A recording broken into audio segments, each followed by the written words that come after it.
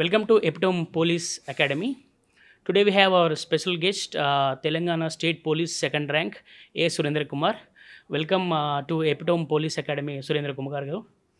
Thank you Right. Sir. So actually ఈ video యొక్క ఉద్దేశం ఏంటంటే వచ్చే ఆస్పిరెంట్స్కి సో మీరు ఏ విధంగా సర్వీస్ క్రాక్ చేశారు అవన్నీ సలహాలు సూచనల కోసం ఇది పెట్టాము. సో ఫస్ట్ ఆఫ్ ఆల్ మనం ఇంటర్వ్యూలోకి వెళ్ళే ముందు యాక్చువల్లీ సురేంద్ర కుమార్ గారు ఫ్యామిలీ బ్యాక్గ్రౌండ్ అంటే సురేంద్ర కుమార్ గారు ఇలా రావడానికి ఇన్స్పిరేషన్ ఏంటో తెలుసుకుందాం. సార్ ఒకసారి మీ ఫ్యామిలీ బ్యాక్గ్రౌండ్ చెప్పండి సార్. మా ఫ్యామిలీ బ్యాక్గ్రౌండ్ వచ్చేసి ఫస్ట్ మా ఫాదర్ వచ్చేసి హెచ్ఎంటీలో రిటైర్డ్ ఎంప్లాయీ. Yes sir. మా mother is an housewife. Yes. And నాకు ఇద్దరు బ్రదర్స్ ఒక సిస్టర్ అనమాట. మా ఎల్డర్ బ్రదర్ వచ్చేసి శ్రీశైలం జెన్కోలో ఏఈ లాగా వర్క్ చేస్తుండే. ఓకే. అన్ఫార్చునేట్లీ ఒక ఇన్సిడెంట్ అయింది, ఫైర్ యాక్సిడెంట్ అయింది అక్కడ దాంట్లో 2020లో తను ఎక్స్పైర్ అయిపోయాడు. మా ఇంకొక బ్రదర్ వచ్చేసి సాఫ్ట్వేర్ ఇంజనీర్. అండ్ మా సిస్టర్ తను దుబాయ్లో సెటిల్ అయిపోయింది, దుబాయ్లో ఉంటుంది. అండ్ నేను as being now station fire officer Secunderabad. Secunderabad. Okay. So mother is an house wife.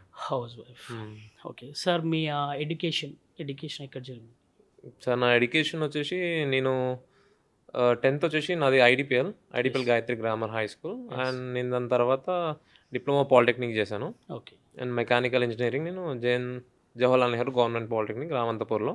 దాని తర్వాత నా బీటెక్ వచ్చేసి విఎన్ఆర్ విజ్ఞాన్ జ్యోతి బాజ్పల్లిలో చేశాను. Okay sir. అంటే మీకు బీటెక్ తర్వాత మీరు యాక్చువల్లీ ఒక రియల్ ఎస్టేట్ ఒక ఇంటర్మీడియట్గా వర్క్ చేశారంటే గ్రీన్ స్పేస్ వెంచర్స్కి. సో ఆ థాట్ మీకు ఎలా వచ్చింది? అంటే నాకు ఫస్ట్ నుండి బిజినెస్ చేద్దామని థాట్ ఉంటుండే అన్నమాట. మా బ్రదర్ వచ్చేసి గవర్నమెంట్ ఎంప్లాయీ, ఇంకొక బ్రదర్ వచ్చి సాఫ్ట్వేర్. అండ్ నేను ఆ రెండు కాకుండా I just want to do business అనుకొని అప్పుడు మా ఇంటి కన్స్ట్రక్షన్ అవుతుండే అనమాట. ఇంటి కన్స్ట్రక్షన్లో నేను యాక్టివ్గా పార్టిసిపేట్ చేసి కన్స్ట్రక్షన్ మొత్తం వర్క్ నేనే చేసుకున్నాను. అయితే నాకు కొంచెం దాంట్లో ఐడియా వచ్చింది, నాలెడ్జ్ వచ్చింది. Why can't I do real estate building, ఆ ఫీల్డ్లో వెళ్ళకూడదు ఎందుకు అని చెప్పేసి అని బిజినెస్ నాకు ఎట్లా ఇంట్రెస్ట్ అని ఆ ఫీల్డ్లో నేను వెళ్ళడం జరిగింది. అప్పుడు ఒక స్మాల్ ఇన్సిడెంట్ వల్ల మీరు ఇటు ఇచ్చారని తెలిసింది. ఆ స్మాల్ ఇన్సిడెంట్ మీరు చెప్పగలుగుతారా, మీకు ఇబ్బంది లేకపోతే? స్మాల్ ఇన్సిడెంట్ అంటే ఎవరో జేసీబీ తీసుకొచ్చి అలా చేయడం, ఏదో జీడిమెట్లో ఒక ఇష్యూ జరిగిందంట కదా? అవును. యాక్చువల్గా ఏంటి అంటే మాది ఇంకో ల్యాండ్ ఉందండి. ఆ ల్యాండ్లో కొంచెం ఎలా అంటే ల్యాండ్ మాకు రోడ్ వే లేదన్నమాట. రోడ్ వే లేకపోతే మేము రోడ్ అప్రోచ్ కోసం అని చెప్పేసి అని వాల్ పెట్టుకున్నారు మా ల్యాండ్లో. దాంట్లో చిన్న ఇన్సిడెంట్ వల్ల అది వాల్ తీద్దామని చెప్పేసి అని అది వాల్ బ్రేక్ అయింది. ఓకే. దానివల్ల ఆ పాయింట్ ఆఫ్ టైంలో పోలీస్ స్టేషన్లో కేసు అయిందన్నమాట. అప్పుడు ఐ వాజ్ ఎ కిడ్ అనమాట. ఇంకా నేను ఏం మాట్లాడాలి, ఎలా మాట్లాడాలి, I don't have any idea అప్పుడు. ఓకే. దాని తర్వాత at that point of time decided మనం కూడా పోలీస్ అవుతే ఎలా ఉంటుంది, అప్పటి వరకు నాకు టు బి ఫ్రాంక్ చెప్పాలి అంటే నాకు I'm poor at studies actually. ఆ టైంలోనే నోటిఫికేషన్ పడింది. మీరు 10th టాపర్ అని 10th నేను సెకండ్ టాపర్ అనమాట మా స్కూల్లో. దాని తర్వాత 10th తర్వాత ఇంకా స్టడీస్ అంతా పక్కనకి వెళ్ళిపోయినాయి. 10th వరకు బాగా చదువుతుండే. దాంతో మీరు ఇంట్లో చెప్పకుండా అంటే వరంగల్ వెళ్ళారంట కదా? అవును. నేను ఆ ఇన్సిడెంట్ అయిన తర్వాత 3 days తర్వాతే ఇంకా సడన్గా నేను అప్పుడే నోటిఫికేషన్ ఉంది, okay this is a notification, I need to do something. ఇంక ఇంటి దగ్గర ఉంటే ఫ్రెండ్స్ అదంతా నేను ప్రిపేర్ అవ్వలేను. అప్పటికే చాలా టైం వేస్ట్ అయిపోయింది. ఎర్లీ మార్నింగ్ నేను లగేజ్ అంతా ప్యాక్ చేసుకున్న తర్వాత మమ్మీ కిచెన్లో కుక్ చేస్తుంది. మమ్మీ నేను వరంగల్ వెళ్తున్నాను ఎందుకు అన్నది. లేదు నేను ఇట్లా ఎస్ఐ నోటిఫికేషన్ పడింది, నేను ప్రిపేర్ అవుదాం అనుకుంటున్నాను, ఇంటి దగ్గర ఉండి ప్రిపేర్ అవ్వచ్చు కదా. లేదు నేను ఇంటి దగ్గర కాదు, నేను ఇంకా అక్కడే ఉంటాను అని చెప్పేసి అని అప్పటికప్పటికి మమ్మీ వద్దు అని నువ్వు కూడా అనింది. లేదు నేను వెళ్తా అని చెప్పేసి అని అప్పటికప్పుడు స్టార్ట్ అయ్యి వెళ్ళిపోయాను. ఇట్స్ ద ఫస్ట్ టైం నేను ఇంట్లో నుంచి బయట ఉండడం. అండ్ దాని తర్వాత నుంచి మోస్ట్లీ ఇంకా బయటే ఉన్నాను. ఇంకా సో మీరు మార్నింగ్ 4 లేసి 6 వరకు రన్నింగ్ కొట్టి మళ్ళీ చదవడం అలాంటివి చేశారంట కదా? యా, మార్నింగ్ ఫస్ట్ అంటే మీకు లైఫ్లో ఫస్ట్ ఎక్స్పీరియన్స్ కదా అది? It is an very first experience అనమాట. నేను యాక్చువల్ నాకు రన్నింగ్ అసలు అలవాట్లేదు. నా వెయిట్ వచ్చేసి అప్పట్లో 90 ఉంటుండే వెయిట్. నాకు జిమ్ ప్యాషన్ ఉంటుండే. Hmm. జిమ్ బిల్డర్ అలా అవుదాం అనుకోని నేను వెయిట్ గెయిన్ చేశాను. దాంట్లో వెళ్దామని చెప్పేసని ఎక్సెస్ వెయిట్‌లో ఉన్నా నేను. Yeah. జిమ్ చేసిన పర్సన్ రన్నింగ్ చేయాలి అంటే అది Very చాలా difficult. చాలా very difficult. Yes. And initial స్టేజ్‌లో నేను చాలా అంటే చాలా కష్టపడాల్సొచ్చింది. Hmm. నా వెయిట్ లాస్ అవ్వడానికి ఆల్మోస్ట్ ఒక 7 మంత్స్ పట్టింది నాకు. Okay. స్టార్టింగ్‌లో నన్ను చూసి చాలామంది నవ్వుతుండే. ఏంటి రన్నింగ్ ఏంటి? Hmm. వీడి ఫిజిక్ ఏంటి? వీడికి ఈవెంట్స్ వస్తాయి అది ఇది అని. Hmm. బట్ అట్ లాస్ట్ చూస్తే నా ఈవెంట్స్‌లో వాళ్ళందరూ నాకంటే తక్కువ స్కోర్ చేసిన వాళ్ళే అంతా. అది సేమ్ అంటే మనం హార్డ్ వర్క్ చేస్తే ఎప్పుడైనా రిజల్ట్ డెఫినెట్ హార్డ్ వర్క్ చేస్తే డెఫినెట్‌గా will have some result one point. So ఇంకొక పాయింట్ ఏంటంటే అంటే మీరు వరంగల్లో ఉన్నప్పుడు ఇంటి నుండి కొంచెం వచ్చే మనీ ఆ 7 డేస్లో అయిపోయి మిగతా 20 డేస్లో అట్లా చట్నీ వేసుకుని తినడం అలాంటివి చేశారంట కదా. సో మీకు ఎలా అనిపించింది ఆ డేస్? ఆ డేస్ ఇట్ వాజ్ స్టార్టింగ్‌లో నాకు అంటే కొందరు చాలా మంది ఏం చేస్తారంటే డిఫికల్ట్ అనిపించినప్పుడు గివ్ అప్ ఇస్తారు. So how you overcome those ఆ డేస్? మీకు ఎలా అనిపించింది? నాకు స్టార్టింగ్‌లో ఏంటంటే నేను ఇంటి వదిలి బయట ఎప్పుడు ఉండలేదు. హోమ్ ఫుడ్ కంప్లీట్‌గా. ఇంకేదైనా ఉంటే నైట్ ఇంటికి వెళ్ళడం. మనకి ఇంటి దగ్గర ఉంటే ఒక కంఫర్ట్ జోన్ అనేది ఉంటుంది. Yes, it's the first time నేను బయటికి వెళ్ళాను. నా వర్క్ నేనే చేసుకోవాలి, నా క్లోత్స్ నేనే వాష్ చేసుకోవాలి, నా ఫుడ్ నేనే ప్రిపేర్ చేసుకోవాలి. నేను రూమ్లో ఉన్నాను అక్కడ వరంగల్లో, హాస్టల్లో ఉండలేదు. నాకు ఇనిషియల్ స్టేజ్ చాలా ఇబ్బంది అయింది. నాకు టు బి ఫ్రాంక్ చెప్పాలి నాకు రైస్ పెట్టడం కూడా రాదు. ఓకే. సో మీతో ఉన్న 2 మెంబర్స్ గివ్ అప్ ఇచ్చారంట కదా. సో మీరు అప్పుడు ఒక్కరే ఉన్నారా? అప్పుడు నాతో ఉన్న 2 మెంబర్స్ వాళ్ళు సడన్గా మధ్యలో నాతో కాదు అని చెప్పేసి అని వాళ్ళు వెళ్ళిపోయారు. దాని తర్వాత నేనే ఉండాల్సి వచ్చింది మొత్తం అంతా. స్టార్టింగ్లో అది చాలా ఇబ్బందికరంగా ఉండే. దాని తర్వాత my goal is important more. Goal is so important. ఏదన్నా లాస్ట్ వరకు నేను ఇవ్వకుండా ట్రై చేస్తాను. దాని తర్వాత ఏదైతే I can it's not in our hands. That is good. So మీకు యాక్చువల్లీ అంటే as a aspirant so will face too much of difficulties in the preparation. Yes. So in 2019 you lost essay with 1 mark. Yes. So and again you got selected for constable but you gave up for that. Yeah, I gave up for that. So 1 mark పోయినప్పుడు so మీ అంటే state of mind ఏంటి అసలు? Actually నేను ఏమనుకున్నాను అంటే I given my 100 to 200% efforts. నేను ఇంటికి రాలేదు. Completely 1 year నేను ఇంటికి రాకుండా నేను అక్కడే ప్రిపేర్ అయ్యాను మొత్తం అంతా. నేను డెఫినెట్గా సివిల్ కాకపోయినా ఏఆర్ అయినా బెటాలియన్ అయినా ఏదైనా ఖచ్చితంగా వస్తుంది అనుకున్నాను. నేను గ్రౌండ్ మెరిట్కి కాన్సన్ట్రేట్ చేశాను. గ్రౌండ్లో స్కోర్ చేశాను. యాక్చువల్లీ ఏంటంటే నా ప్రిపరేషన్ అప్పటి వరకు just notification to that time. I'm proved at GS. Just నాకు లిటిల్ బిట్ మ్యాథ్స్తో హోప్ ఉండే నాకు. రిజల్ట్ చూసిన తర్వాత నేను I was blank for some time. I was blank out. So మీరు 2018 నోటిఫికేషన్లో you lost SI with 1 mark and you cracked constable. So how do you overcome? So మీరు ఎలా ఓవర్కమ్ అయ్యారో 1 మార్క్తో మిస్ అయింది కదా. సో ఆ సిచ్యువేషన్ మీరు ఎలా ఆ ప్రెజర్ని ఎలా కంట్రోల్ చేశారు? యాక్చువల్లీ కరెక్షన్ అది 1 మార్క్ కాదు, నాది యాక్చువల్గా ½ మార్క్తో పోయింది. 0.50 మార్క్స్తో మిస్ అయింది. ఆ మూమెంట్లో నేను యాక్చువల్గా ఒక 4 hours దాకా I didn't talk with anyone. అందరూ మోటివేట్ చేయడానికి ట్రై చేస్తారు కానీ దాని తర్వాత నేనే ఇంకా సెల్ఫ్ మోటివేషన్ తెచ్చుకున్నాను. నేను యాక్చువల్లీ షార్ట్స్ పీరియడ్ ఆఫ్ టైంలో నా పాస్ట్ స్టడీయింగ్ ఏం లేదు. ఆ టైం నుంచి ఇక్కడ దాకా వచ్చినాను అంటే ఇట్ ఈస్ వెరీ గుడ్ అన్నట్టు ఇంకా నాకు నేనే ఫీల్ అయ్యి మోటివేషన్ తెచ్చుకున్నాను. లక్కీలీ నాకు ఏంటంటే నాకు ఎక్కువ మోటివేషన్ తెచ్చుకున్న సిచ్యువేషన్ ఏంటంటే అప్పుడే ఇంకో నోటిఫికేషన్ ఉంది అన్నట్టు నాకు మెసేజ్ వచ్చింది అనమాట. నెక్స్ట్ ఓకే ఇట్స్ ఫైన్, ఇప్పుడు వరకు ఇక్కడ దాకా వచ్చిన నెక్స్ట్ టైం డెఫినెట్గా క్రాక్ చేస్తా అన్న కాన్ఫిడెన్స్ నాకు అప్పుడు వచ్చింది. సో మీరు అంటే మీరు జాబ్ పోయిన టైంలో so did you face any humiliation లాంటి అవమానాలు లాంటి ఏమన్నా మీ లైఫ్లో మీకు జరిగిన ఒక అంటే మీకు ట్రిగ్గర్ పాయింట్ లాగా అనిపిస్తుంది కదా, అలాంటివి ఏమైనా ఉన్నాయి?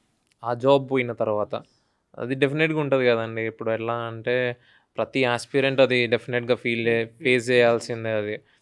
ఇప్పుడు నాకు నా రిలేటివ్స్ నుంచి చాలా వచ్చిందనమాట ప్రెషర్. వీడు ఏంటి బీటెక్ అయిపోయిన తర్వాత చాలా బిజినెస్ అన్నాడు, అదే అన్నాడు, మళ్ళీ దాని తర్వాత మళ్ళీ ఇది కొత్తగా హౌ క్యాన్ హీ క్రాక్, మీరు అంత టైం మళ్ళీ ఇంకా వేస్ట్ చేస్తున్నారా కెరియర్ పైన, ఏం చేస్తున్నారు, బయట తిరుగుతున్నాడా చదువుతున్నాడా, స్టెబిలిటీ లేదు నిజంగానే. పేరెంట్స్ని అడగడం, పేరెంట్స్ని ఇంకా మాటలు అనడం, నాకు ఇంకా బిగ్గర్ మోటివేషన్ ఏంటి అంటే మా బ్రదర్ అన్నమాట. సరే నువ్వు ఇప్పటి వరకు వచ్చినావు కదా! ఎండింగ్ వరకు అంటే తక్కువ పీరియడ్ ఆఫ్ టైమ్‌లో మాకే నమ్మకం లేదు. You reached very near. Next ఇంకో అటెంప్ట్ ట్రై చెయ్యి. ట్రై చేస్తే నీకు డెఫినెట్‌గా వస్తది అని చెప్పేసి మా బ్రదర్ ఎక్కువ నన్ను మోటివేట్ చేశారనమాట. మీ బ్రదర్ వచ్చింది కాబట్టి అడుగుతున్నాను. అంటే మీ బ్రదర్‌కి ఒక వీడియో పంపించారంట కదా మీరు? మీరు రన్నింగ్ కొట్టినప్పుడు. అవును. సో, కొంచెం ఆ ఇన్సిడెంట్ షేర్ చేసుకోండి ఒకసారి. అది నేను వరంగల్‌లో కాకతీయ గ్రౌండ్, కేఎంసీ గ్రౌండ్‌లో నా ఇనిషియల్ స్టేజ్‌కి, ఈవెంట్స్‌కి నాకు జస్ట్ ఒక 2 డేస్ ఉంది. 2 డేస్ ముందు 100 మీటర్స్ స్ప్రింట్ అనమాట. నేను స్టార్ట్ చేసినప్పుడు ఒక పర్సన్ నాతో వచ్చినుండే. అతను టాప్ ఉండే అనమాట రన్నింగ్‌లో. అంటే మెరిట్ మంచి పొజిషన్‌లో ఉండే. అప్పుడు నేను బ్యాక్వర్డ్‌లో ఉంటుండే. నాకు సరిగ్గా రన్నింగ్ రాకపోతుండే. ఆ పొజిషన్‌లో ఉండే. లాస్ట్ స్ప్రింట్ ఒకసారి టెస్ట్ చేసుకుందాం అని చెప్పేసని అతను, నేను ఇద్దరం స్టార్ట్ చేద్దాం అని చెప్పేసి అప్పుడు వీడియో రికార్డింగ్ చేస్తుండే. అతనిది 12.5 సెకండ్స్ వచ్చింది. నాకు 12 సెకండ్స్ వచ్చింది.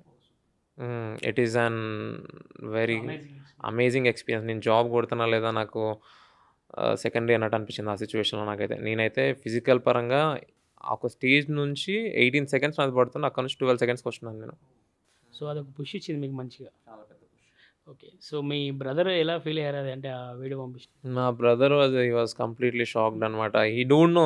ఎలా అంటే నేను బయటికెళ్ళిపోయాను. నేను ఎలా ఉన్నానో ఏమీ తెలీదు. ఆ అదే వీడియో ఇంట్లో పంపించి చెప్పకుండా వెళ్ళిపోయారు కదా వరంగల్‌కి. చెప్పకుండా వెళ్ళిపోయాను. నేను ఇంటి దగ్గర స్టార్ట్ అయినప్పుడు నన్ను చూసాడనమాట. నా ఫిజిక్ పరంగా నేను చాలా హెవీగా ఉంటుండే. రన్నింగ్ కూడా రాకపోతుండే అనమాట. సడెన్‌గా వీడేంటి ఇంత సన్నగా అయిపోయాడు, ఇంత స్లిమ్ అయిపోయాడు, రన్నింగ్ ఇంత స్పీడ్‌గా హౌ కమ్ అని చెప్పేసి హి వాస్ స్టన్డ్ అనమాట యాక్చువల్‌గా. సో, అది మీ బ్రదర్ హ్యాపీగా ఫీల్ అయ్యారా? చాలా హ్యాపీగా. సో, నెక్స్ట్ ఆ నోటిఫికేషన్ తర్వాత అంటే ఆ గ్యాప్‌లో సో, మీరు అంటే ఈ యాస్పిరెంట్స్‌కి క్వెషన్ ఎందుకు అడుగుతున్నానంటే, సో, నోటిఫికేషన్ తర్వాత చాలామంది అంటే జాబ్ 1 మార్క్‌తో లాస్ అయిన వాళ్ళు, లేకపోతే హాఫ్ మార్క్ 0.25తో లాస్ అయిన వాళ్ళు సో, డీమోటివేట్ అవుతూ ఉంటారు. సో, ఆ గ్యాప్‌లో మీరు యాస్పిరెంట్స్‌కి ఇచ్చే సలహా ఏంటి? నాది మేజర్ సలహా అండి ఇదైతే. నేనేంటి అంటే, అప్పుడు లాస్ అయిన తర్వాత ఆ మూమెంట్ నేను స్టడీస్‌ని స్కిప్ చేసి ఉంటే ఖచ్చితంగా నేను మళ్ళీ జాబ్ క్రాక్ చేయకపోతాను. Very true. డెఫినిట్‌గా నేను జాబ్ క్రాక్ చేయకపోను. నేను యాక్చువల్‌గా ఏంటంటే నేను ఒకటే పెట్టుకున్నాను. నాది 0.5 మార్క్స్‌తో మిస్ అయింది. డెఫినిట్‌గా నేను నెక్స్ట్ అటెంప్ట్‌లో ఖచ్చితంగా కొడతాను. నాకు సెల్ఫ్ కాన్ఫిడెన్స్ వచ్చేసింది. నేనొకటి ఏంటి అంటే మెయింటైన్ చేసింది. ఎలా అయితే ప్రిపరేషన్ నేను కంటిన్యూ చేసినానో, in that same way notification లేని తర్వాత కూడా నేను కంటిన్యూ చేశాను. సో, అంటే ఇప్పుడు నోటిఫికేషన్ లేకున్నా కూడా సేమ్ అదే పేస్ మెయింటైన్ సేమ్ చేశారా? అదే అంటే పేస్ నేను ప్రిపరేషన్. మెయింటైన్ చేశాను. ఓకే. ఒకటేంటంటే అప్పుడు కొంచెం ఒక 10 అవర్స్ అట్లా ప్రిపేర్ అవుతే దాని తర్వాత ఒక 6 అవర్స్. బట్ నేను కంటిన్యూషన్ మాత్రం గ్రౌండ్ పరంగా అయినా గానీ, స్టడీస్ పరంగా అయినా గానీ కంటిన్యూషన్ నేను అస్సలు లాస్ అవ్వలేదు. హ్మ్. సో, నోటిఫికేషన్ వచ్చిన తర్వాత అంటే ఈ 22లో వచ్చింది నోటిఫికేషన్. సో, 22లో నోటిఫికేషన్ వచ్చినప్పుడు మనకు ప్రిలిమ్స్, ఈవెంట్స్, మెయిన్స్ ఉంటుంది కదా! సో, ప్రిలిమ్స్ అప్పుడు మీరు ఎలాంటి స్టెప్స్ తీసుకున్నారు ప్రిలిమ్స్ క్రాక్ చేయడానికి? అంటే ఫస్ట్ నోటిఫికేషన్ అప్పుడు ప్రిలిమ్స్‌కి నాకు కొంచెం భయమేసింది. సెకండ్ నోటిఫికేషన్‌కి, ప్రిలిమ్స్‌కి నేను ఎక్కువ సీరియస్‌గా అంత టెన్షన్ అలాంటిది తీసుకోలేదన్నమాట యాక్చువల్‌గా. నా మెయిన్ ఫోకస్ అంతా మెయిన్స్ పైనే ఉండే అన్నమాట.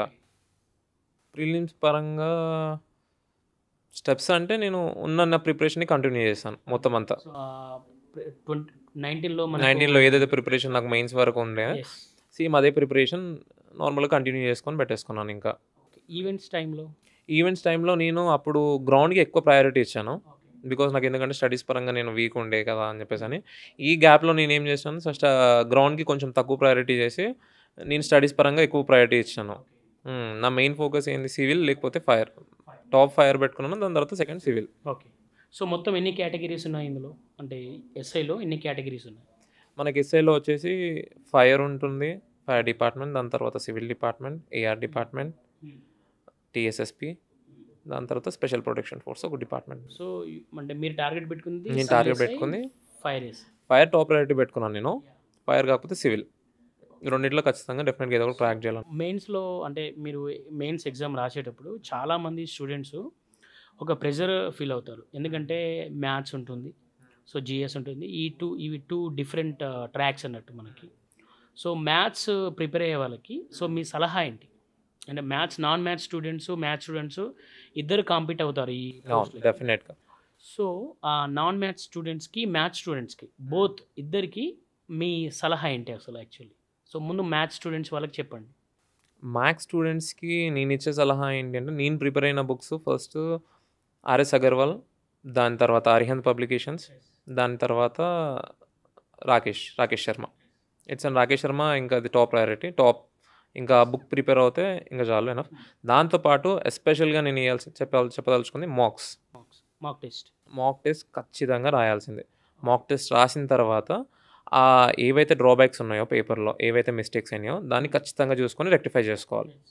అది నేను చెప్పదలుచుకున్న మెయిన్ ఆస్పిరెంట్స్‌కి ఎవరైతే ఉన్నారో వాళ్ళకి డెఫినిట్‌గా చాలామంది ప్రిపరేషన్ అవుతారు. ప్రిపరేషన్‌కి ఎనఫ్ టైం పెట్టుకుంటారు. మార్క్స్ దగ్గరికి టెస్ట్ వచ్చేసరికి భయపడతారు టెస్ట్. భయపడతారు.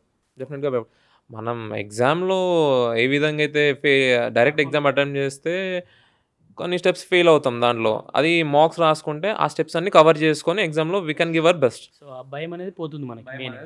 సో మెయిన్‌గా మనకి టైం మేనేజ్మెంట్ కూడా తెలుస్తుంది. టైమ్ మేనేజ్మెంట్ తెలుస్తుంది. ఎక్కడ చిన్న చిన్న మిస్టేక్స్ ఉంటాయి అవన్నీ we can fulfil out on mock test. So మీరు ఫస్ట్ మాక్ టెస్ట్ రాసి నుండి లాస్ట్ మాక్ టెస్ట్‌కి మీలో ఏం చేంజెస్ అబ్జర్వ్ చేశారు?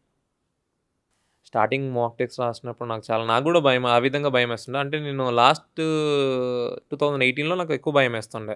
సేమ్ యాజ్ లైక్ ఇప్పుడు ఆస్పిరెంట్స్ ఎట్లా భయపడతారో మాక్స్ రాయడానికి, అప్పుడు నేను అలా భయపడుతుండే. బట్ ఈ టైం మాక్స్‌కి నేను అస్సలు భయపడలేదు. స్టార్టింగ్‌లో నాది మేము ఒక 300 మెంబర్స్ ఉంటే నాది టాప్ 5లో అలా వస్తుండే. లాస్ట్‌కి వచ్చేసరికి అది 2, 3 1, 2, 3లో ఫ్లక్చుయేట్ అవుతుండే నాది. ఫ్లక్చుయేట్ అవుతుంది. ఓకే. అంటే మీరు ఎన్ని మార్క్స్ రాశారు? నేను ఆల్మోస్ట్ ఒక 80 మార్క్స్ దాకా రాసుంటాను. 80 మార్క్స్. 80 మాక్ టెస్ట్ అటెంప్ట్ చేసుంటాను నేను. సో మీరు ఆస్పిరెంట్స్‌కి ఎన్ని వీలైనన్ని అన్ని మార్క్స్ రాయాలి? ఎంత వీలవుతే అన్ని మాక్ టెస్ట్. ఒకటే ఇన్‌స్టిట్యూట్‌లో మార్క్స్ కట్టడం కాదు. డిఫరెంట్ ఇన్‌స్టిట్యూట్‌లో మార్క్స్ కడుతూ రాయాలి. ఎందుకంటే ఆ ఇన్‌స్టిట్యూట్‌లో ఆ టైప్ ఆఫ్ ఆస్పిరెంట్స్ ఉంటారు. వేరే దాంట్లో ఇంకా ఎక్కువ ఆస్పిరెంట్స్ ఉండొచ్చు. అవును.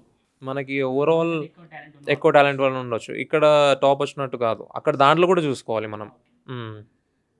సో ఇప్పుడు మ్యాథ్స్ వాళ్ళ గురించి మాట్లాడుకున్నాం. నాన్ మ్యాథ్స్ వాళ్ళ గురించి చెప్పండి. అంటే నేను మ్యాథ్స్‌లో చాలామంది చాలా ఎక్కువ మంది స్టూడెంట్స్ కాదు. కొంతమంది స్టూడెంట్స్ కొంచెం నాకు మ్యాథ్స్ వచ్చులే అని ఒక కాన్ఫిడెన్స్ ఉండడం వల్ల జాబ్ లాస్ అయిందని విన్నాను. So what you say about it? అది 100% ట్రూ అండి అది. ఇప్పుడు పేపర్ స్ట్రాటజీ ఎట్లా అవుతుంది అంటే, మ్యాథ్స్ బ్యాక్‌గ్రౌండ్ ఉన్న పర్సన్స్‌కి కూడా last time exam maths background ఉన్న పర్సన్స్ కూడా మ్యాథ్స్ పేపర్ చాలా అంటే చాలా టఫ్ ఇచ్చారు. అతను మ్యాథ్స్ బ్యాక్‌గ్రౌండ్ ఉండొచ్చు. అతను కూడా సాల్వ్ చేయలేకపోయాడు. హ్మ్. ఇక్కడ లాస్ట్ టైమ్ ఉన్నది ఏంటి అంటే, మ్యాథ్స్ బ్యాక్‌గ్రౌండ్ కంప్లీట్‌లీ నాకు మ్యాథ్సే ఉంది. మ్యాథ్సే నా స్ట్రెంత్. మ్యాథ్స్ తోటే నేను జాబ్ క్రాక్ చేసుకున్నా అన్న వాళ్ళు చాలామంది ఫెయిల్ అయ్యారు లాస్ట్ టైమ్. జీఎస్ పేపర్ ఈజీగా వచ్చింది. సో నాన్ మ్యాథ్స్ వాళ్ళు జీఎస్ ఎక్కువ చదువుతారు కాబట్టి వాళ్ళకి ఫెచ్ అయిపోయింది ఇక్కడ. వాళ్ళకి పిచ్ అయిపోయింది. అది పేపర్ అనేది ఇంతకుముందు మీరన్నట్టు కరెక్టే అది. ఇంతకుముందు ఎలా అంటే మ్యాథ్స్‌లో ఉన్న వాళ్ళకే జాబ్ వస్తుంది అన్న రూమర్ ఒకటి ఉంటుండే. ఈసారి ఏమైంది? అది కంప్లీట్‌గా ఆపోజిట్ అయిపోయింది. చేంజ్ అయిపోయింది. 2 మేనేజ్ చేసుకోవాలి ఖచ్చితంగా. సో నాన్ మ్యాథ్స్ వాళ్ళకి మీరు అంటే నాన్ మ్యాథ్స్ వాళ్ళు చాలామంది భయపడతారు. మ్యాథ్స్ అంటే అదొక సముద్రం, దాన్ని సాల్వ్ చేయలేము. ఇట్స్ ఫుల్ ఆఫ్ ప్రాబ్లమ్స్ అని చెప్పేసి. So what's your suggestion? ఇప్పుడు నా సజెషన్ ఒకటి మెయిన్‌గా ఏంటిదంటే నా ఓన్ సజెషన్ చెప్తాను. నేను యాక్చువల్‌గా నాకు మ్యాథ్స్ రాదు, జీఎస్ రాదు. మ్యాథ్స్ లిటిల్ బిట్ లైట్‌గా టచ్ ఉంది. జీఎస్ అసలుకే రాదు. నేను మ్యాథ్స్‌కి కొంచెం కాన్ఫిడెన్స్ ఉంటుండే. జీఎస్‌కి వచ్చేసరికి 0 నేను. ఎస్. ఏదైనా మనం 0 నుంచి స్టార్ట్ చేస్తాం. స్టార్టింగ్‌లో సముద్రం లాగానే ఉంటది. దాన్ని ఈదడం స్టార్ట్ చేస్తే మనం దాంట్లో ఏముంది ప్రాబ్లమ్స్ ఏమున్నాయి, లోటుపాట్లు మనకి దానికి మనం ఫస్ట్ ఆఫ్ ఆల్ ఎఫర్ట్ పెట్టాలి, టైం పెట్టాలి. ఒకవేళ మనకు డౌట్స్ వస్తే ఆల్రెడీ ప్రో ఉన్న వాళ్ళ దగ్గరికెళ్ళి సజెషన్స్ తీసుకుంటే we can get it so easily. నేను ఒకటే అదే సజెషన్ ఇది ఇవ్వదలుచుకున్నాను నాన్ మ్యాథ్స్ వాళ్ళకి. నాన్ మ్యాథ్స్ సో వాళ్ళకి. నాన్ మ్యాథ్స్ వాళ్ళు అయితే బేసిక్‌గా భయపడకూడదు మ్యాథ్స్ అంటే. డెఫినెట్‌గా భయపడకూడదు. సో ఇది మన 10th మ్యాథ్స్ కంటే ఇవి చాలా డిఫరెంట్ కదా! అర్థమెటిక్, రీజనింగ్ లాంటివి మనకు డిఫరెంట్‌గా ఉంటాయి కదా! ఒకటి ఏంటిదంటే మనకి ఫస్ట్ టైం చూసుకున్నప్పుడు డిఫరెంట్‌గా అనిపిస్తది. అది సెకండ్ టైం ప్రాక్టీస్ చేయండి. థర్డ్ టైం ప్రాక్టీస్ చేయండి. Fourth time practice makes mans perfect లాగా. That's it. ఓకే. సో అంటే ఎగ్జామ్ రాసేటప్పుడు మీరు ఆ మ్యాథ్స్ అంటే ఒక పేపర్ మ్యాథ్స్ ఉంటుంది కదా 200 మార్క్స్‌కి. సో దాన్ని ఎలా డీల్ చేశారు? 3 అవర్స్‌లో మీరు హౌ యూ డీల్ దిస్? అంటే ఒక్కొక్కరికి ఒక స్ట్రాటజీ ఉంటుంది. నేను యూజ్ చేసిన స్ట్రాటజీ ఏంటి అంటే, నేను ఫస్ట్ నుంచి వెళ్తాను. నేను నా మార్క్స్‌లో కూడా నేను అదే స్ట్రాటజీ ప్రిపేర్ అయ్యాను. అదే స్ట్రాటజీలో సక్సెస్ సో అయ్యాను. ఫస్ట్ క్వెషన్ నుంచి 200 క్వెషన్స్. 200 వరకు వెళ్తాను. ఫస్ట్ క్వెషన్ నుంచి 200కి వెళ్తాను. నాకు మధ్యలో ఏదైనా క్వెషన్ టఫ్ అనిపిస్తే ఆ క్వశ్చన్ని 15 సెకండ్స్లో 10 to 15 సెకండ్స్ మ్యాక్సిమం మ్యాక్సిమం. అది వదిలేస్తాను అక్కడ క్వశ్చన్. నెక్స్ట్ క్వశ్చన్ని ఐ క్యారీ ఫార్వర్డ్. అట్లా నేను ఖచ్చితంగా 200కి 200 క్వశ్చన్స్ ఖచ్చితంగా చూస్తాను. సో అంటే ఎగ్జామ్లో అన్ని క్వశ్చన్స్ చూడాలి, 200 క్వశ్చన్స్, 200 డెఫినెట్గా క్వశ్చన్స్ చూడాలి, చూడాలి. డెఫినెట్గా సో చూడాలి. ఇది మెయిన్గా ఆస్పిరెంట్స్ గుర్తుపెట్టుకోవాలి. రైట్. సో ఇంకొకటి అంటే కొందరు రీజనింగ్ స్టార్ట్ చేస్తారు, కొందరేమో అర్థమెటిక్ నుండి స్టార్ట్ చేస్తారు. సో అంటే ఆ స్ట్రాటజీ కూడా వాడచ్చా? ఆ స్ట్రాటజీ కూడా డెఫినెట్గా వాడచ్చు. కొంతమంది ఎలా అంటే అర్థమెటిక్లో ప్రో ఉంటారు, కొంతమంది రీజనింగ్లో ప్రో ఉంటారు. నేను స్టార్ట్ విత్ అర్థమెటిక్ యాక్చువల్లీ. ఇంకొకటి దీంట్లో ఇదొకటే చెప్దాం అనుకుంటున్నాను, ఏంటంటే ఒకసారి రీజనింగ్ పేపర్ టఫ్ ఇవ్వచ్చు, మేబీ ఒకసారి అర్థమెటిక్ పేపర్ టఫ్ ఇవ్వచ్చు. ఇఫ్ ప్రో ఉన్న పర్సన్ రీజనింగ్లో ప్రో ఉంటే one he goes to reasoning, he spends 2 hours అక్కడే, 3 hours పేపర్ 2 hours అక్కడే స్పెండ్ చేశాడు. 2 hours వల్ల ఇబ్బంది అవుతుంది మనకి. 100 క్వశ్చన్స్కి 2 hours స్పెండ్ చేసేస్తాడు అక్కడే. ఇక్కడ మిగతా ఈ 100 క్వశ్చన్స్ అర్థమెటిక్కి చాలా ఈజీ, దానికి టైం తక్కువ అయిపోయింది. సో బబ్లింగ్ కూడా చేయాలి, 3 hours బబ్లింగ్ కూడా చేయాలి. ఓకే. సో ఇక్కడ పాయింట్ ఏంటంటే మనం రాని క్వశ్చన్స్ వదిలిపెట్టాలి, ఖచ్చితంగా వదిలిపెట్టాలి. అంటే నేను రీజనింగ్లో నేను ఇంకా తోపు అని ఒక ఫీల్ కాకుండా, సో మనకు రాని క్వశ్చన్ని మనం వదిలిపెట్టేయాలి. ఇంకా అది ఇప్పుడు ఎలా అంటే మనం గుర్తుపెట్టుకోవాల్సింది ఒక క్వశ్చన్కి అది 30 secondsలో సాల్వ్ అయినా, 1 minuteలో సాల్వ్ అయినా, 5 secondsలో సాల్వ్ అయినా 1 mark. సో అంటే మనం ఇక్కడ ఏంటంటే ఎక్కడ తగ్గాలో ఎక్కడ నెగ్గాలో తెలుసుకోవాలి, అది మెయిన్గా. సో ఇంకొకటి ఏంటంటే మనకి ఇంగ్లీష్ ఉంటుంది. సో చాలామంది అంటే ఎస్ఐ రాసే ఆస్పిరెంట్స్, కానిస్టేబుల్ రాసే ఆస్పిరెంట్స్ చాలామంది ఇంగ్లీష్లో వీక్ ఉంటారు. సో మీరేం సజెస్ట్ చేస్తారు? ఇంగ్లీష్ అంటే ఓవర్కమ్ ఎలా కావాలి? ఇంగ్లీష్లో ఓవర్కమ్ అంటే ఇంగ్లీష్లో 25 మార్క్స్ క్వాలిఫైయింగ్ పేపర్ ఉంటుంది మనకి, ఇంగ్లీష్ క్వాలిఫైయింగ్ పేపర్. ఏంటి అంటే ఫస్ట్ పేపర్లో మెయిన్గా అంటే starting half an hour bits choose the correct answers ఉంటుంది. దాంట్లో మోస్ట్ ఆఫ్ ది నెగిటివ్ పెట్టుకోకుండా చూడాలి. మా దాంట్లో వచ్చేసరికి నెగిటివ్ మార్కింగ్. మనకు మెయిన్గా ఏంటి, ఒక లెటర్ రాసుకోవాలి, ఒక ఎస్ఏ రాసుకోవాలి. ఎస్ఏకి 10 to 15 మార్క్స్ ఉంటాయి. ఒక లెటర్ రాసుకోవాలి, దాంతోపాటు పారాగ్రాఫ్ విత్ క్వశ్చన్స్ వస్తాయి, ప్రిసైజ్ రైటింగ్. అది నీట్గా మంచి హ్యాండ్ రైటింగ్తో ప్రాక్టీస్ చేసుకొని ఉన్నదాన్ని నీట్గా ప్రజెంటేషన్ చేయగలిగితే మనకు ఎనఫ్ మార్క్స్ వచ్చేస్తాయి, సరిపోతుంది. అంటే మెయిన్గా గ్రామర్లో అంటే వీక్ ఉన్న వాళ్ళు ఈ నెగిటివ్ మార్క్స్ పోకుండా writing, passage writing, precise writing సరిపోతుంది. ఇది రాస్తే మోస్ట్లీ కవర్ అయిపోతుంది మనకు. ఒక రైటింగ్ ఒకటి నీట్గా పెట్టుకొని మనము అది దేనికి ఏ విధంగా రాయాలన్నది చూసుకొని దాని మీద కాన్సన్ట్రేట్ చేసుకుంటే సరిపోతుంది. సో మీరు మ్యాథ్స్కి సజెస్ట్ చేసినట్టు ఇంగ్లీష్ కూడా సజెస్ట్ చేయగలుగుతారా ఏమైనా బుక్స్ లాంటివి? ఇంగ్లీష్ మార్క్స్ ద్వారా మీరు సాల్వ్ చేశారు? నేను యాక్చువల్గా నాది ఇంగ్లీష్ మీడియం బ్యాక్గ్రౌండ్ వచ్చేసరికి నేను పర్టికులర్ బుక్ ఏది ప్రిఫర్ చేయలేదు. నేను న్యూస్ పేపర్స్ అయినా ఏదైనా చూస్తూ ఉంటాను, దాని ప్రకారం నాకు అయిపోయింది. సో న్యూస్ పేపర్ మీకు ఎంత హెల్ప్ చేసింది? న్యూస్ పేపర్ మన ఎస్ఐలో వచ్చేసరికి కొంతవరకు బాగానే హెల్ప్ చేసింది. కరెంట్ అఫైర్స్ పరంగా అంటారా? కరెంట్ అఫైర్స్ పరంగా నేను అంటే టు బీ ఫ్రాంక్ చెప్తాను, నేను యూజ్ చేసిన మ్యాగజైన్స్ యూజ్ చేశాను. న్యూస్ పేపర్స్ కొంచెం వరకు చదువుతాను, నేను ఈనాడు పేపర్ చదువుతాను. మ్యాగజైన్స్ నేను పర్టికులర్గా ఎక్కువ చదువుతాను. So coming to GS, so జిఎస్లో చాలామంది హిస్టరీలో కొంతమంది చాలామంది వీక్ ఉంటారు. సో అంటే మీకే సబ్జెక్ట్ వీక్ అనిపించింది, మీకే సబ్జెక్ట్ స్ట్రాంగ్ ఉంది అందులో? నా వీక్ సబ్జెక్ట్ వచ్చేసి ఎకానమీ అండి నాది. కాకపోతే లక్కీలీ నాకు ఎస్ఐలో ఎకానమీ వెయిటేజ్ తక్కువ. దాంతోపాటు పాలిటీ నేను కొంచెం వీక్ ఉంటాను. నాకు జోగ్రఫీ, హిస్టరీ నేను కొంచెం ప్రో ఉంటాను, జోగ్రఫీ హిస్టరీలో. దీనిలో కూడా వెయిటేజ్ ఆ విధంగానే ఉంటుంది, 30 మార్క్స్తో ఉంటాయి. ఉన్న 200 మార్క్స్లో 30 అట్లా డివైడ్ అయ్యి వస్తాయండి. So coming to GS, so maths లాగానే జిఎస్ కూడా చాలామందికి కొంచెం టఫ్ అనిపిస్తుంది. జిఎస్లో చాలామంది హిస్టరీ లాంటి సబ్జెక్ట్స్ కొంచెం టఫ్గా ఫీల్ అవుతారు. సో మీరు టఫ్గా ఫీల్ అయిన సబ్జెక్ట్ ఏది, ఈజీగా ఫీల్ అయిన సబ్జెక్ట్ ఏది? అదే నేను టఫ్గా ఫీల్ అయిన సబ్జెక్ట్ నాకు పాలిటీ, నాకు కొంచెం టఫ్ అన్నట్టు అనిపిస్తూ ఉంటుంది. ఇంకొకటి దాంతోపాటు ఎకనామీ కూడా టఫ్ అనిపిస్తుంది నాకు. నేను geography, history, biology, physics, chemistry, so అవి ఈజీగా అనిపిస్తాయి. Current affairs. సో ఎక్కువ వెయిటేజ్ ఉన్న సబ్జెక్ట్స్ ఏంటి? అంటే ఆస్పిరెంట్స్ చాలామంది ఒకవేళ నోటిఫికేషన్ వచ్చి చదివినా కూడా సో కొందరు తక్కువ టైంలో కవర్ చేయలేకపోతారు ఫిలిమ్స్కి. సో ఈ 2-3 monthsలో నోటిఫికేషన్ ఉంది కాబట్టి, సో ఎక్కువ వెయిటేజ్ ఉన్న సబ్జెక్ట్స్ ఏవి ఇందులో మీ ప్రకారం? అంటే ప్రిలిమ్స్ పరంగా ప్రిలిమ్స్ అంటున్నారా? పరంగా ప్రిలిమ్స్ ప్రిలిమ్స్ పరంగా పరంగా. మెయిన్స్ పరంగా రెండిట్లో. అంటే ప్రిలిమ్స్ పరంగా ప్రిలిమ్స్‌కి క్వాలిఫై అవ్వాలి అనుకుంటే ప్రిలిమ్స్‌కి 200 మార్క్స్ కదా! దాంట్లో కేటగిరీ వైస్ క్వాలిఫికేషన్ మార్క్స్ ఉంటాయి. ఒకవేళ ప్రిలిమ్స్‌కి క్వాలిఫై కావాలి అనుకుంటే రీజనింగ్ ఒకటి చూసుకోండి. రీజనింగ్. సో రీజనింగ్ పార్ట్ మ్యాథ్స్లో ఫస్ట్ అయితే రీజనింగ్ చూసుకోవాలి. రీజనింగ్ పార్ట్ చూసుకోవాలి మ్యాథ్స్‌లో. ఓకే. జీఎస్‌లో వచ్చేసరికి తెలంగాణ మూవ్‌మెంట్ కొంచెం తక్కువ సిలబస్ ఉంటది. వెయిటేజ్ ఎక్కువ ఉంటది.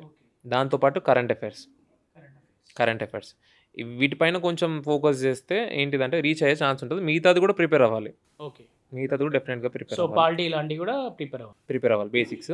ఇవి వెయిటేజ్ తక్కువ, మార్క్స్ తక్కువ, వెయిటేజ్ ఎక్కువ ఉంటది.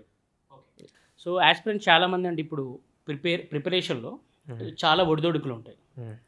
సో అవి అంటే వాటిని ఓవర్కమ్ కావడానికి మీ సజెషన్స్ ఏంటి? ఒకటి లైక్ ఫైనాన్షియల్గా అయినా మెంటల్గా అయినా డిఫరెంట్ అంటే రిలేటివ్స్ నుండి ప్రెజర్స్ వస్తాయి. సో మీ ఇంతకుముందు చెప్పినట్టు సో ఇంకెప్పుడు వస్తాయి జాబ్, ఇంకెప్పుడు వస్తుంది. సో దానివల్ల అంటే సీరియస్గా చదివే యాస్పిరెంట్ కూడా వీక్ అయిపోతాడు. సో అలాంటి వాటికి మీ సలహా ఏంటి? ఒకటి ఫైనాన్షియల్‌గా, రిలేటివ్స్ పరంగా ఇలాంటివి వచ్చిన వాటికి మనం ఫస్ట్ ఒకటి గుర్తుపెట్టుకోవాల్సింది, మనం ఒక గోల్ త్రూ ఇక్కడికి వచ్చినాము. ఎక్కడికైనా అశోక్ నగర్‌కైనా గానీ, లేకపోతే దిల్‌సుఖ్ నగర్ అయినా ఒక ప్లేస్‌కైనా ఒక గోల్ క్రియేట్ చేసుకొని మనం వచ్చినాము. వచ్చినప్పుడు డెఫినెట్‌గా అవన్నీ ఫస్ట్ మనం మైండ్‌లో ప్రిపేర్ అయ్యే వస్తాము. ఏంది అవన్నీ వచ్చిన ఫ్యామిలీస్ నుంచి, రిలేటివ్స్ నుంచి ప్రెషర్స్ మనకు డెఫినెట్‌గా వస్తాయి అన్నట్టు ప్రిపేర్ అయ్యి వస్తాం. సమ్ సిచ్యువేషన్స్‌లో మనకు అవి ఎక్సెస్ ప్రెషర్ లాగా అనిపిస్తది. అవి మెయిన్‌గా నేను ఎలా బ్యాలెన్స్ చేస్తుండే అంటే స్టడీస్‌తో పాటు నేను ఫిజికల్‌గా పెడుతుండే అనమాట టైం. అక్కడ మెడిటేషన్ చేస్తుండే నేను. ఒక 10-15 మినిట్స్ ఖచ్చితంగా మెడిటేషన్ సో చేస్తాను. అంటే యాస్పిరెంట్స్ డైలీ ఇంకా మెడిటేషన్ లాంటి ఫిజికల్ ఈవెంట్స్ లాగా చేసుకుంటే డెఫినెట్‌గా ఖచ్చితంగా చేసుకోవాలి. చాలామంది ఎలా ఫీల్ అవుతారంటే ఈవెంట్సే కదా నేను లాస్ట్‌లో చూసుకుంటా అన్నట్టు అనుకుంటారు. అక్కడ ఈవెంట్స్ అన్నది కాదు మ్యాటరు. ఇక్కడ ఏంటి అంటే స్టేబుల్‌గా మనం కూర్చోవాలి అంత టైం మార్నింగ్ మెంటల్ నుంచి ఈవినింగ్ ప్రెషర్ని దాకా. మనం కంట్రోల్ చేసుకోవాలి. కంట్రోల్ చేసుకోవడానికి చిన్నగా ఫిజికల్‌గా ఏమన్నా ఎక్సర్సైజెస్ అయినా, మెడిటేషన్ అలా చేసుకుంటే మనకి చాలాసేపు కూర్చున్నంత వరకు కూర్చునేంత ఓపిక వస్తది మనకి. సో మీరు ఎలా ఫాలో అయ్యేది? నాది డైట్ ఒకటి ఖచ్చితంగా పర్టిక్యులర్‌గా పెట్టుకుంటున్నాను. నాది బయటికి వచ్చిన తర్వాత స్టార్టింగ్‌లో నాకు కొంచెం ఇబ్బంది బిర్యానీ అయింది. లాంటి చాలా మంది యాస్పిరెంట్స్ బిర్యానీ వాటి ఉంటారు కదా. సో అంటే అలాంటి వాటికి మీ సజెషన్ అంటే ఎగ్జామ్ ముందు బిర్యానీలు తినడం వల్ల చాలా మంది ఎగ్జామ్ లాస్ అయిపోయారు. అది డెఫినెట్‌గా ఎగ్జామ్‌కి ముందు మనకి ఈవెంట్స్‌కి ముందు మనకేంటి అంటే బిర్యానీ తింటే డ్రౌజినెస్ వస్తది. రోజు ట్రూ. మనం ఎక్కువసేపు కూర్చోలేము. కూర్చున్నా నిద్ర వస్తూ ఉంటది. ఆ బుక్ ముందు ఉంటుంది గానీ మన బ్రెయిన్‌లో ఏముండదు. చీట్ డేస్ మనం సండే నేను హాలిడే పెట్టుకుంటాను ఖచ్చితంగా. సాటర్‌డేస్ బిర్యానీస్ అయినా, బయట తిరగడం అయినా గానీ అట్లాంటివి సాటర్‌డేస్ ప్లాన్ చేసుకుంటాను. Sunday rest. So maximum 1 to 6 days చదువుతారు అంతే. అంతే. సో సండే రోజు cheat day cheat day. Sir ప్రకారం. ఎందుకంటే ఎక్సెస్‌గా పెట్టినా గానీ మీరన్నట్టు ఇంతకుముందు ఆ ప్రెషర్స్, ఫ్యామిలీ అవన్నీ ఓవర్‌గా అవుతాయి. థింక్ చేయాల్సి వస్తూ ఉంటది. సో వాటిని కొంచెం ప్రెజర్ అవుట్ చేయడానికి మీరు సండే రోజు చిల్ పెట్టుకుంటారు. సండే రోజు ఖచ్చితంగా నేను. సో యాస్పిరెంట్స్ మన సండే రోజు చిల్ పెట్టుకోండి చాలామంది అంటే ఆ ప్రెజర్స్ అవుట్ చేయడానికి. అండ్ నెక్స్ట్ క్వశ్చన్ సార్, అంటే ఇప్పుడు ఎగ్జామ్ రాసేశారు. సో రిజల్ట్ వచ్చేసింది. So after seeing your name in the list, so what's your position? అంటే ఆ టైంలో ఆ సిచ్యువేషన్లో మీ పొజిషన్ ఏంటి? యాక్చువల్లీ ఐ వాస్ ఫుల్ హ్యాపీగా ఉండే అండి. నేను యాక్చువల్‌గా మెయిన్‌గా హ్యాపీగా ఉండడానికి రీజన్ ఒకటేంటంటే నాకు జాబ్ ఖచ్చితంగా వస్తదని నేను మెంటల్‌గా ఫిక్స్ అయిపోయాను. నా ఈవెంట్స్ అయిపోయిన తర్వాత నేను చాలా హ్యాపీగా ఫీల్ అయింది ఏంటి అంటే నాకు ఫైర్ డిపార్ట్మెంట్‌లో వచ్చింది. It is my first priority, second priority civil అనుకున్నాను. ఫస్ట్ నేను ఏదైతే అనుకున్నానో దానికి వచ్చినందుకు నేను చాలా హ్యాపీ ఫీల్ అయ్యాను నేను. అంటే జోన్ సెకండ్ వస్తారని మీరు అంటే ఎక్స్పెక్ట్ చేశారా? అంటే నేను ఎక్స్పెక్ట్ చేయలేదు అది. సో మీరు ఎలా ఫీల్ అయ్యారు అంటే జోన్ సెకండ్ అని తెలియడంతో? నాకు నిజంగా చెప్తున్నాను కదా, అది it was too much happiness అన్నమాట నాకు. నేను ఒక స్టేజ్‌లో హాఫ్ మార్క్‌తో పోయింది. దాని తర్వాత ఇప్పుడు ఈసారి లిస్ట్‌లో ఇంత బాగా వచ్చింది స్కోరు.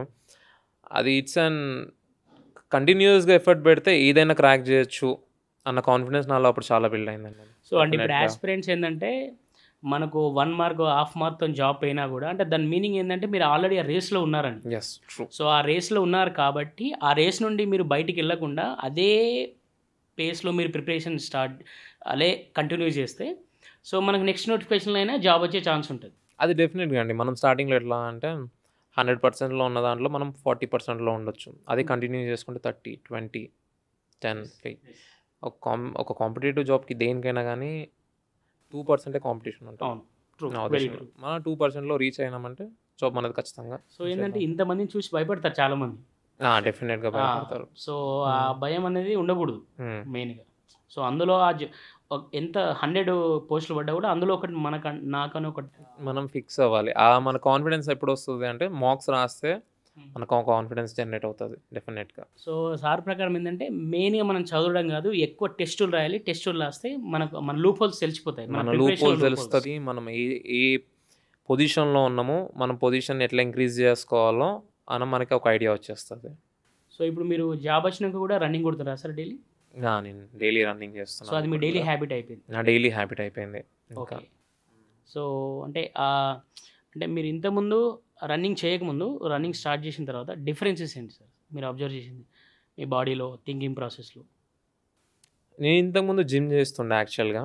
నాకు జిమ్ నేను ఒక 6 ఇయర్స్ చేశాను. సో అంటే మీరు బాడీ బిల్డర్ అయిదాం అనుకున్నారు. ఒక పాయింట్ ఆఫ్ టైమ్‌లో నేను ఇంకా అలా అవుదామో ఏదో అన్నట్టు అనుకున్నాను. 6 ఇయర్స్ చేశాను. 6 ఇయర్స్ చేసిన తర్వాత నా వెయిట్ ఆల్మోస్ట్ ఒక 88, 90 వరకు వెళ్ళిపోయింది. అక్కడ ఏంటి అంటే జిమ్‌కి దాని తర్వాత రన్నింగ్ స్టార్ట్ చేశాను. రన్నింగ్ స్టార్ట్ చేసింది ఎస్పెషల్లీ జాబ్ కోసం, జాబ్ పర్పస్. అప్పుడు స్టార్టింగ్ నాకు రన్నింగ్ ఇంట్రెస్ట్ లేదు. బట్ జాబ్ పర్పస్ స్టార్ట్ చేశాను. స్టార్ట్ చేసిన 6 మంత్స్ తర్వాత I observed so many changes. Gym చేసినప్పుడు నా బాడీ ఫ్లెక్సిబుల్ ఉండకపోతుండే. సో ఆర్మ్స్ టైట్ కావడం, ఆర్మ్స్ టైట్ అవ్వడము, వాకింగ్ థైస్ అయినా, టైట్ పోస్చర్ అయిపోతాయి. అయినా నీట్‌గా ఉండకపోతుండే.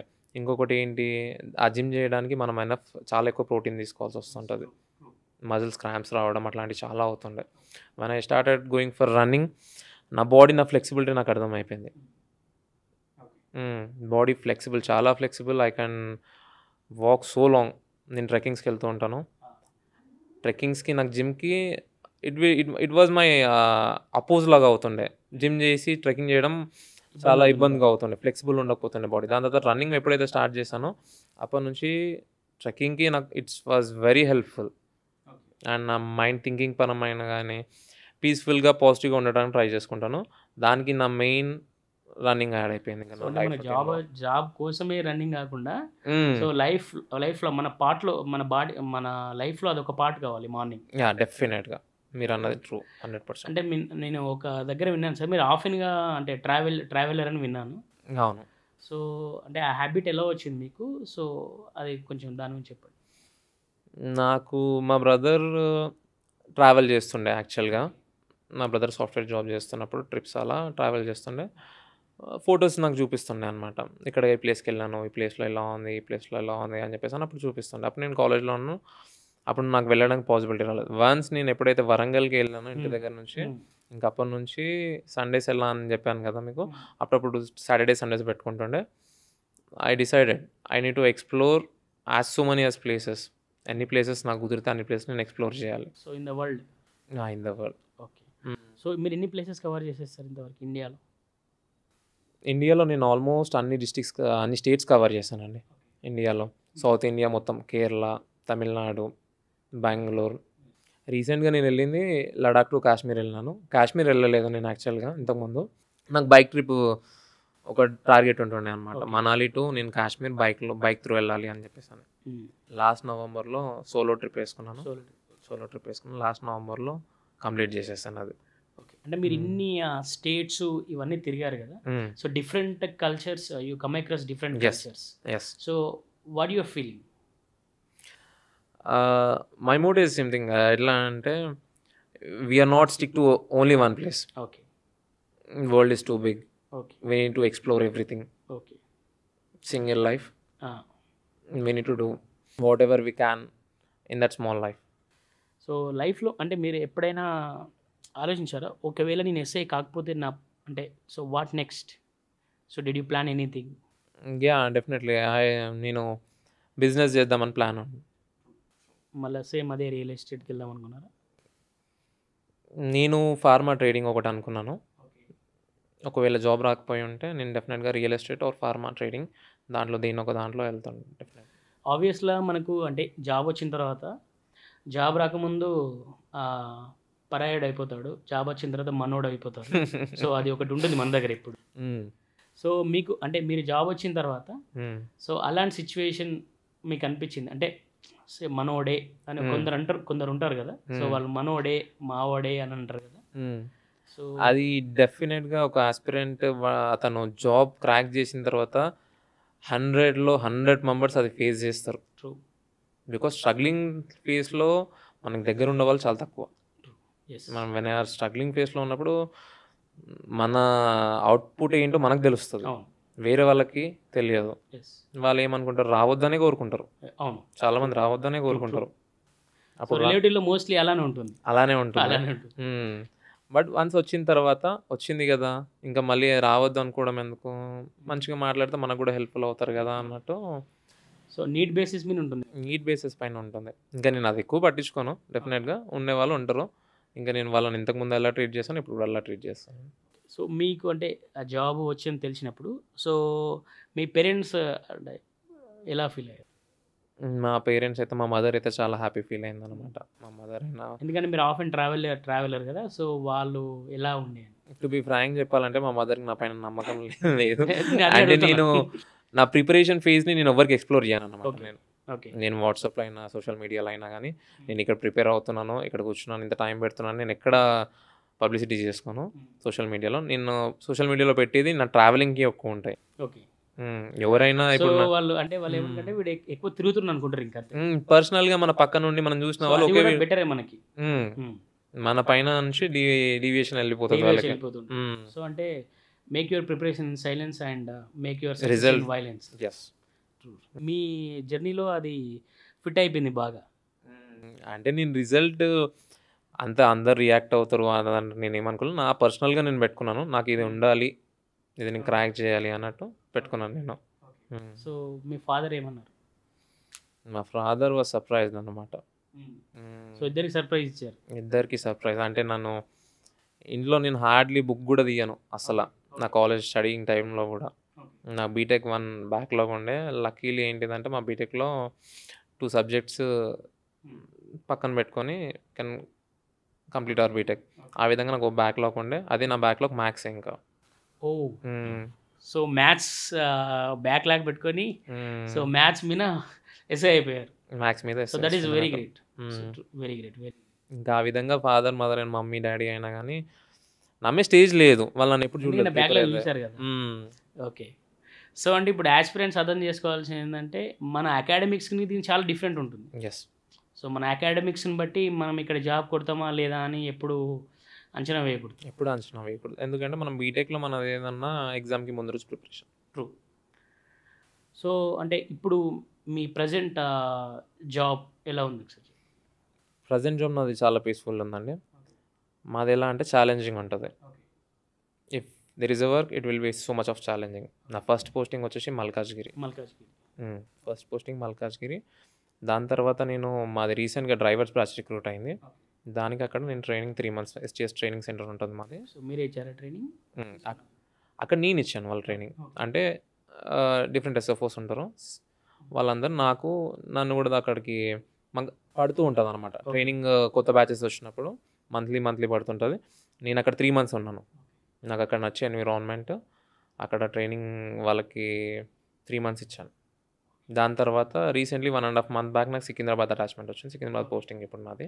ఇప్పుడు మీ సికింద్రాబాద్లో స్టేషన్ ఫైర్ ఆఫీసర్ మాది. ఓకే. సో అంటే ఈ రీసెంట్ అంటే మీరు చేసే డ్యూటీ టైంలో సో మీరు చూసిన ఎనీ ఇన్సిడెంట్ కొంచెం షేర్ చేసుకుంటారా మాతో? రీసెంట్గా మదీనాలో ఒక ఫైర్ యాక్సిడెంట్ అయిందండి. ఒక 1 week అవుతుంది. రాత్రి 1:30కి కాల్ వచ్చింది. రాత్రికి 1:30 మాది జ్యూరిడిక్షన్ పరంగా ఉంటుంది. అక్కడ మదీనాలో ఫైర్ కాల్ వచ్చింది. అక్కడ 2 vehicles ఆల్రెడీ టర్న్ అవుట్ అయినాయి. ఆ వెహికల్స్తో అది సీరియస్ ఫైర్ కాల్ లాగా మారింది. 2 vehiclesతో అది ఫైర్ పుట్ ఆఫ్ అవ్వట్లేదు. మాకు 2 o'clock కాల్, 1:30 అరౌండ్ 2లో కాల్ వచ్చింది. సరే ఇట్లా మదీనాలో ఫైర్ కాల్ అవుతుంది, మన వెహికల్ టర్న్ అవుట్ అవుతుంది.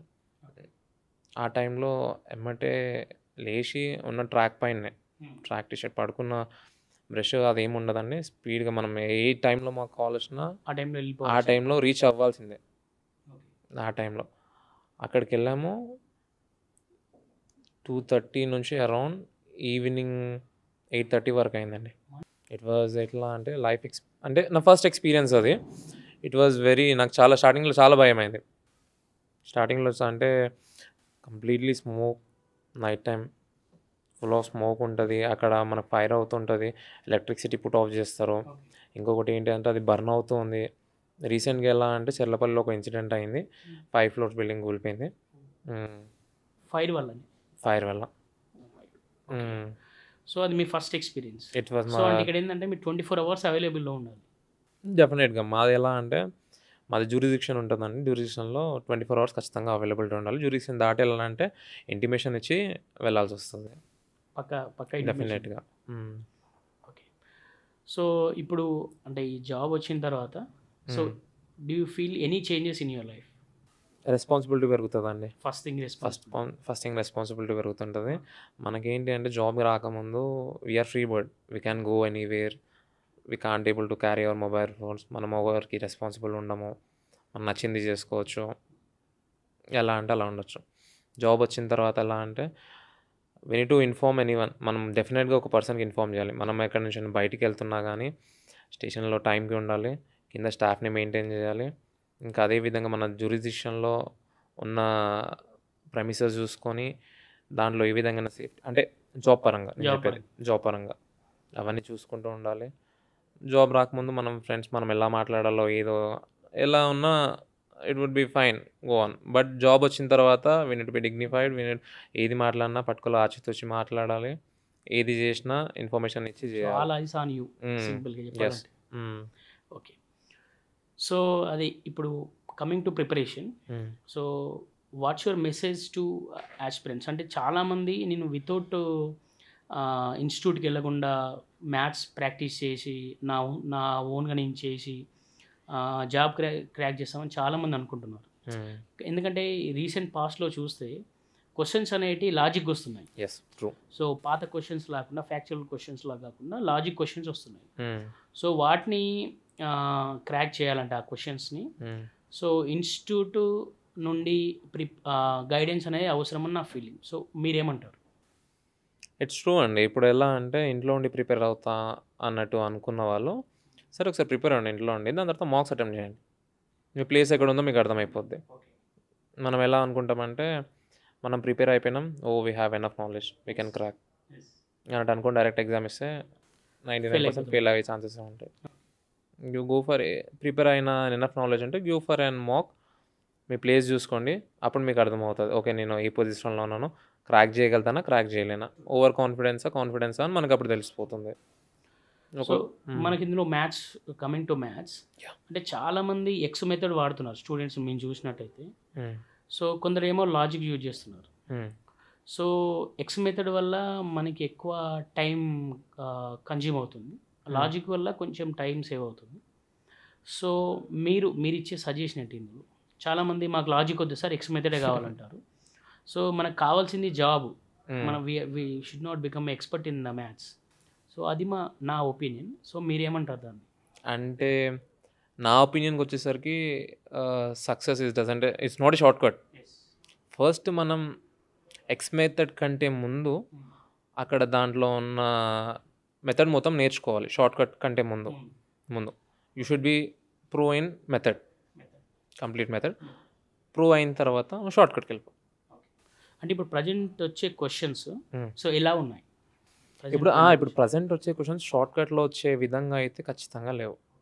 ఇప్పుడు మనం షార్ట్ కట్ ప్రిపేర్ అయిపోయి మనం ఎగ్జామ్‌లో పెట్టుకున్నామా వెళ్ళిపోయినామంటే క్రాక్ చేద్దామని ఫెయిల్ అయ్యే ఛాన్సెస్ చాలా వరకు ఉన్నాయి. సో లాజిక్స్ ఎలా ఉపయోగపడతాయి ఇందులో? లాజిక్స్ ఎలా ఉపయోగపడతాయంటే నా పరంగా వచ్చేసరికి నేను మెథడ్ ఫస్ట్ ప్రిపేర్ అయ్యాను. మెథడ్ ప్రిపేర్ అయిన తర్వాత నేను లాజిక్స్ ప్రిపేర్ అయ్యాను. వన్స్ ఇఫ్ లాజిక్ ఫెయిల్స్ 5 సెకండ్స్‌లో నాకు లాజిక్ రావట్లేదు ఫెయిల్ అయ్యానంటే నాకు ఆల్రెడీ హ్యావ్ బ్యాకప్. నాకు మెథడ్ బ్యాకప్ ఉంది. సో టు బి సక్సీడ్ మనం 2 నేర్చుకోవాలి. 2 నేర్చుకోవాలి డెఫినెట్‌గా. ఇఫ్ లాజిక్ నేర్చుకున్న పర్సన్ లాజిక్ రావట్లేదు అంటే మెథడ్ రాదు. అది ఎలా సాల్వ్ చేయాలో తెలీదు. అంటే బేసిక్ స్ట్రాంగ్ లేకపోతే మనకు లాజిక్ రాదని మీనింగ్ ఇక్కడ. అంతే డెఫినెట్‌గా ట్రూ అండి. ఫస్ట్ మెథడ్ అంతా నేర్చుకున్న తర్వాత if he is pro in method definitely he will pro in logics also. So short కట్స్‌కి వెళ్ళొద్దు అన్నట్టు నేను అనుకుంటున్నాను. నా సజెషన్. ఓకే.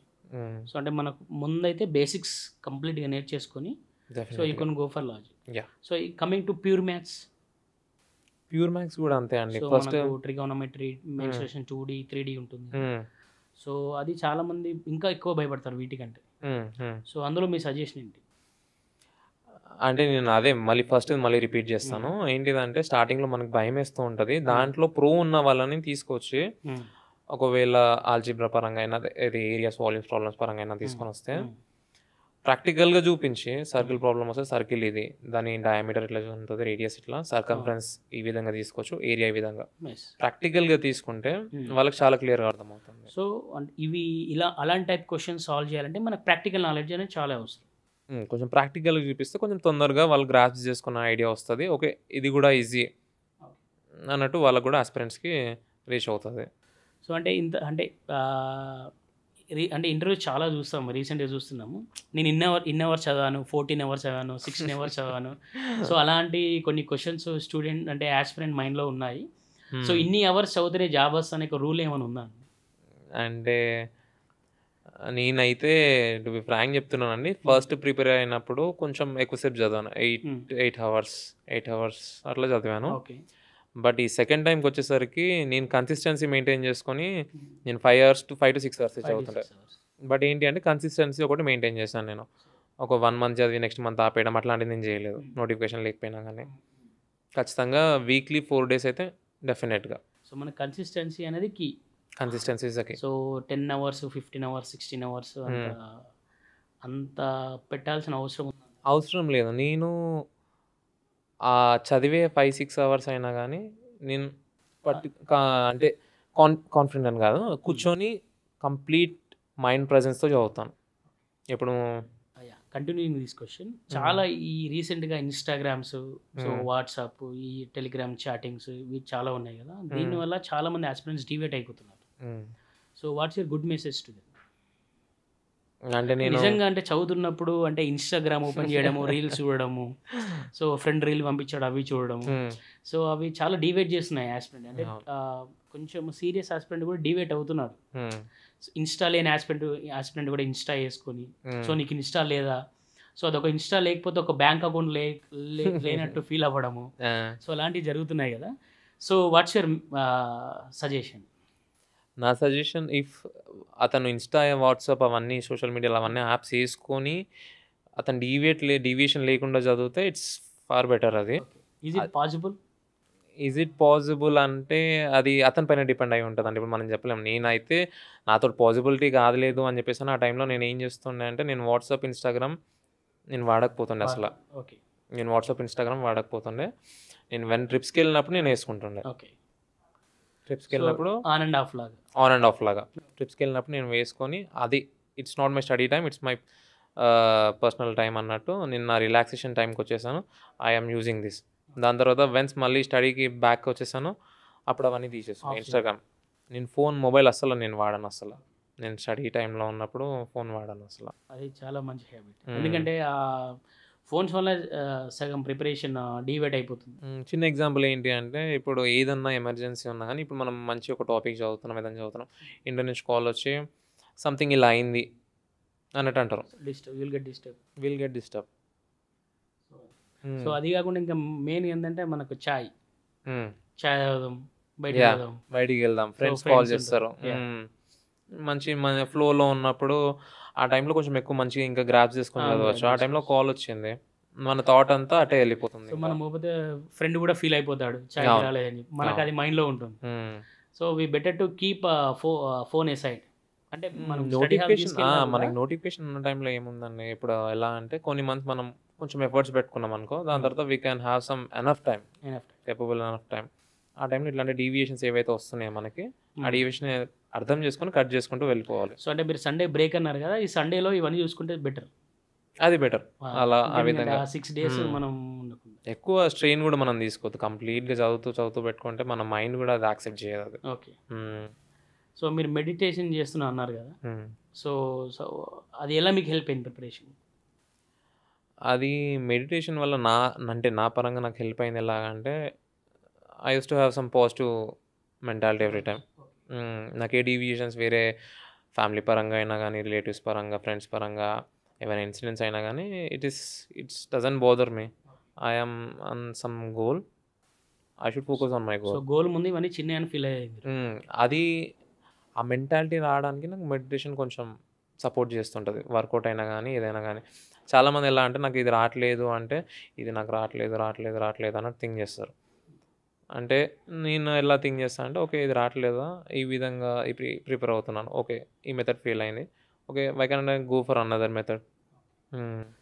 సో అంటే ఆస్పిరెంట్స్కి కొంచెం మెడిటేషన్ చేస్తే కూడా కొంచెం స్ట్రెస్ రిలీఫ్ ఉంటుంది మీ ప్రకారం. ఇంకొకటి ఏంటంటే జాబ్ ఒకటే లైఫ్ కాదు. మనం there are so many ways. Government job ఒకటే కాదు, will get enough salary if you go for software job. బిజినెస్లో ఇంకా దానికంటే ఎనఫ్ ఇన్కమ్ జనరేట్ చేయొచ్చు. అదొకటి మెయిన్ పెట్టుకోవాలి. సో అంటే ప్లాన్ బి కూడా ఉండాలి లైఫ్లో ఎప్పుడైనా. ప్లాన్ బి కూడా ఉండాలి. So and coming to the next question, అంటే చాలా మంది ఆస్పిరెంట్స్ ఎస్ఐ కావాలని చాలామంది ప్రిపేర్ అవుతారు. వన్స్ ఎస్ఐ వచ్చిన తర్వాత ఇదేంటి ఈ లైఫ్ ఇలా ఉంది అని చెప్పేసి మళ్ళీ నెక్స్ట్ గ్రూప్ 2కి వెళ్ళడము, గ్రూప్ 1కి వెళ్ళడము, వేరే డిఫరెంట్ జాబ్ చేస్తున్నారు. So is it that much tough to deal with SI job? Uniform jobs ఎలా ఉంటాయంటే అండి 24 hours అవైలబిలిటీ ఉండాలి. ఒకటి మనకి పర్సనల్గా ఉండాలి అన్నట్టు అనుకుంటే మనం సిఎల్ క్యాజువల్గా పెట్టుకోవాల్సిందే.